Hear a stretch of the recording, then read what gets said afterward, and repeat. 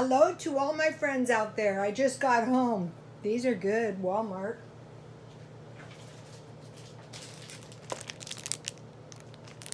I'm still having light issues. And I'm drinking Diet Coke, icy cold Diet Coke, caffeine free, that I poured into my water bottle. So while I was out on my walk, I got a bid on this J. Crew herringbone brown and ivory coat 80% wool. And so the bid was $30 and I took it. So you might be saying to yourself, why would you take such a cheap bid? Well, we're going to get into that. I want to mention I watch a bunch of videos. It's helpful to see how the other guy does things, but a lot of the things I do go back to when I was a hairstylist. I would go into failing shops, and one of the most important jobs I had was trying to figure out the pricing. I would go into a low-end shop with no business, and that would tell me that these people were probably cutting hair at no better level than somebody who just got out of beauty school. So I would know to price that service very low because the skill wasn't there. So you might be saying, well, how did you get so conceited? Well, after years of practice. There's a big difference between a $10 haircut and a $40 haircut. So now, why did I take a cheap bid on this coat? Well, because it's summer and it's blazing hot? No, that wasn't the reason. I listed the coat at $55 and the bid came in at $30. I could have done a counter offer, but what I did was about a week ago I bought about 5 coats dirt cheap, and this is one of them, and I bought this coat for $10. So by taking a $30 bid, I get my $10 back, and I double my money. I get $20, so I've earned $20. When I used to go to the swap meet, I would swing by the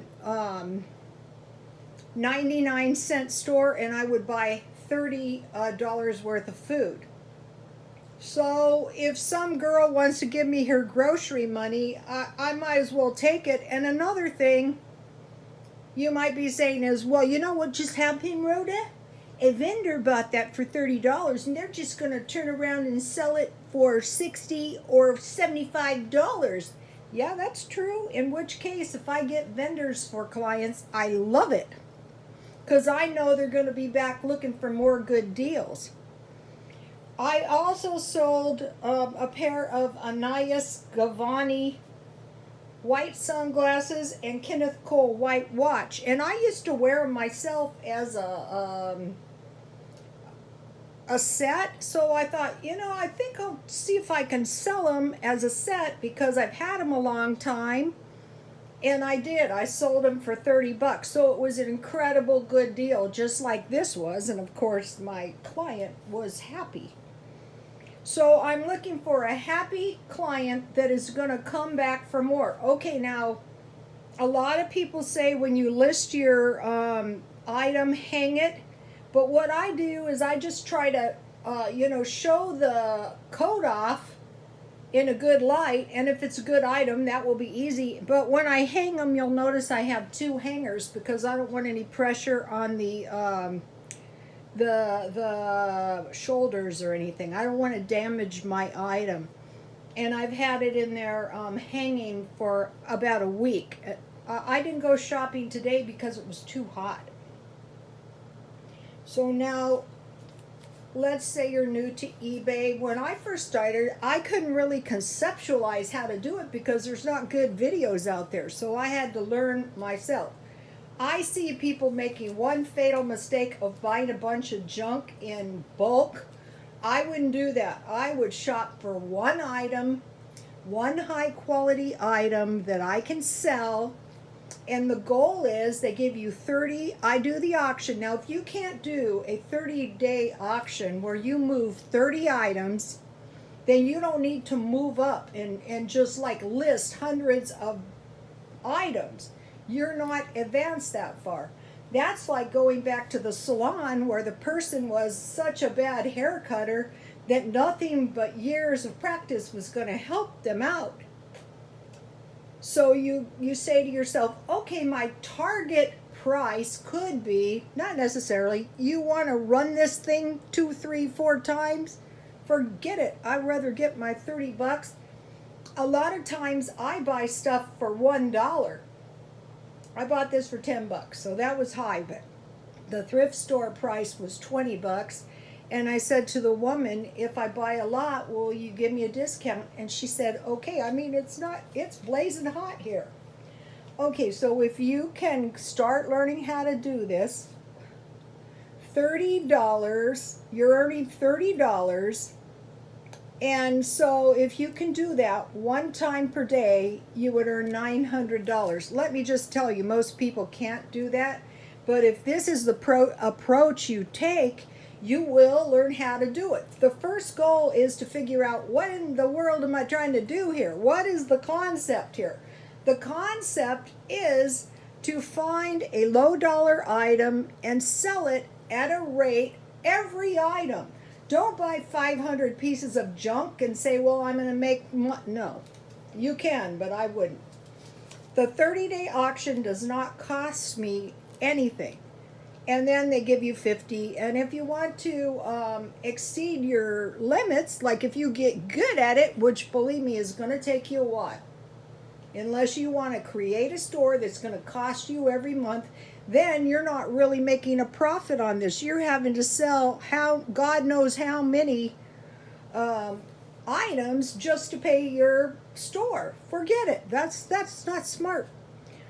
Today I did see some smart barbers. They set up an outdoor salon, and I go, yeah, there are a lot of smart barbers. There's a lot of, and hairstylists. There's a lot of dummies too, though. So, okay, so you can go to my Instagram and you can see the sunglasses and the watch that I sold, and now this. So this is the goal. I could have kept it, but why?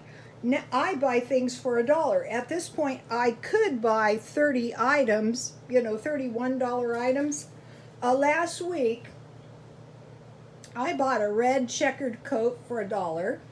I gave that to my son's girlfriend because we keep all the good stuff.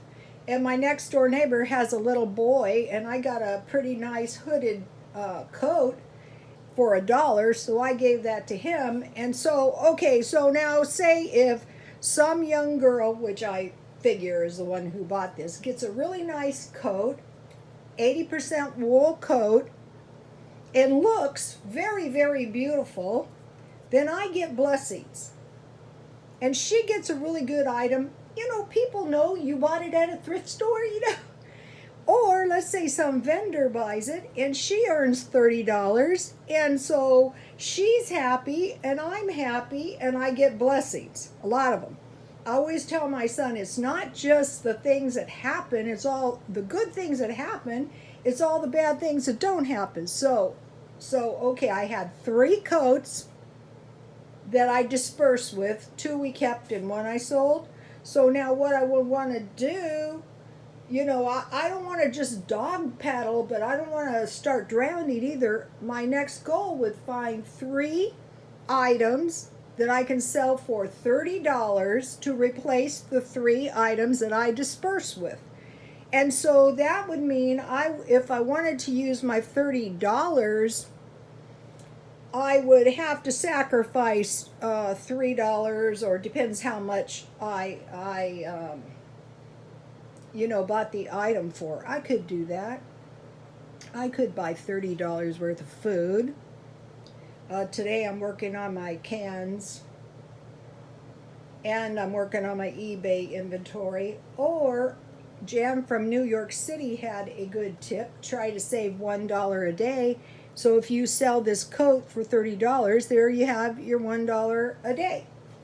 So let me just give you a shot of this so you can get some idea. And don't say I can't. Yeah, you can, and it's going to maybe pay your groceries 1 week. Okay, you guys, please like, comment, and subscribe, and God bless you all.